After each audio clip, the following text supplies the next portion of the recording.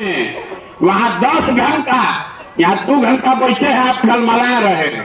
आपके घर का सामान 10-10 घंटा कहीं फैक्ट्री में, खेत में मजदूरी कर रहा है, अपना हार गलाता है, पेट काटता है, तो घर 6,000-8,000 भेजता है, तो आपका खाना चलता है। वो आदमी ईद में, छठ में कभी 10 दिन घर आएगा तो एक बार उसका मुंह देखिएगा।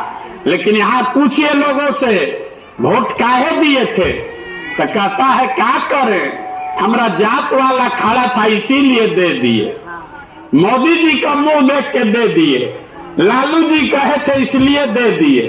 तो आप नहीं भोगोगे तो कौन भोगेगा? इसीलिए आपको एक रास्ता बताएंगे, इसको याद कर लीजिए, उसके बाद वोट जिसको देना है दीजिए, आपका दशा सुधर जाएगा। अगली बार जब वोट देने जाइए, वोट देते समय स्वार्थी बनिए, अपना स्वार्थ देखिए, अपने बच्चों का स्वार्थ देखिए।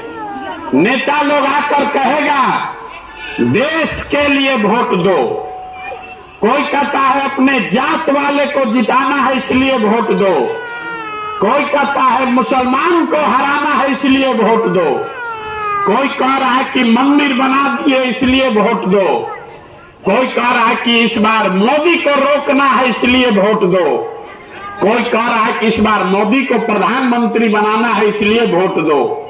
हम आपको एक मंत्र दे रहे, वोट जिसको देना है दो, लेकिन एक बार जीवन में वोट अपने बच्चों के लिए दो, अपने बच्चों के लिए दो, नेताओं के लिए नहीं, देश के लिए नहीं, जात के लिए नहीं, धर्म के लिए नहीं, 5 किलो अनाज के लिए नहीं, वोट अपने बच्चों के लिए दो। लोग